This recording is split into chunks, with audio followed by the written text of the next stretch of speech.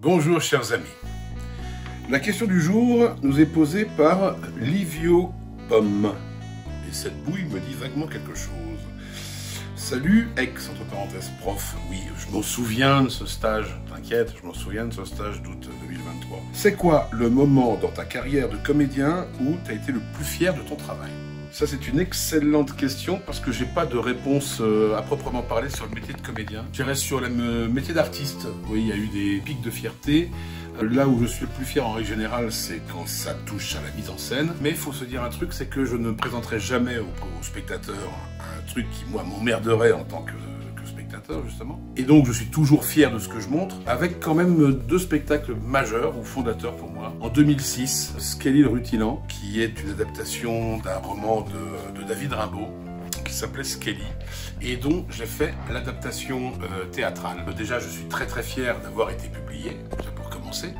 Et puis, la mise en scène, comme il était tout seul, l'acteur était seul, l'acteur c'était le génial Gwen Lebray, et qui a quand même eu un certain nombre de personnages, c'était comment faire figurer les autres personnages, notamment avec des colonnes de lumière qui apparaissaient, parce que la lumière est un élément majeur de l'histoire de Skelly. Et donc là, on pourrait dire que je faisais un spectacle quasiment expérimental.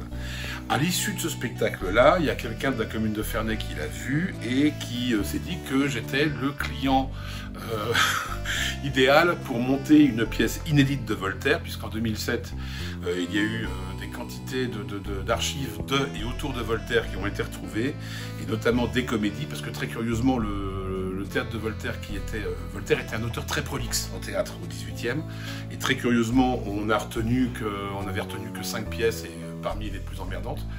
Et en fait, il a écrit ribambelle de comédies, et donc on m'a confié la création d'une pièce, d'une comédie de Voltaire, une pièce en 5 actes avec 9 acteurs, autrement dit qui n'avait rien à voir avec Skelly. Je me souviens très bien avoir dit à Olivier Guichard, qui était l'attaché culturel de la ville de Ferney, quand il me disait oui, enfin, de toute façon tu étais le candidat idéal, je lui ai fait non, je n'étais le candidat de rien du tout, la filiation entre les deux elle existe uniquement parce que tu es complètement fou. Je ne remercierai jamais assez de l'opportunité que j'ai eu de créer ce spectacle-là, où j'ai eu les miquettes de ma vie, parce que j'avais le banc et l'arrière-banc des Voltairiens qui étaient là à la création, qui étaient au premier rang. Et à la sortie du spectacle, qui venait me voir en me disant que ce que j'avais fait était formidable. Et donc, j'avais été, j'allais dire, applaudi par les plus réfractaires au changement. Parce que j'aime autant vous dire que on n'a pas monté le truc complètement comme ça devait se jouer à l'époque. On avait un peu modernisé ça avec mon assistante, qui était d'ailleurs mon ex-épouse, qui avait fait un très très beau boulot là-dessus. Et là, oui, je pense que les deux spectacles dont je suis le plus fier à ce jour sont Skelly le Rutilant et Le droit du Seigneur de Voltaire. Après, je suis aussi très fier d'En un acte, je suis très fier du Petit-Fils improbable, je suis très fier des Tracas de la Veuve, je suis très fier de Médecine d'ours, je suis très fier d'Irish Coffee, je suis très fier en gros de toutes les mises en scène que j'ai faites, mais ces deux-là vraiment en particulier. Voilà, gros bisous.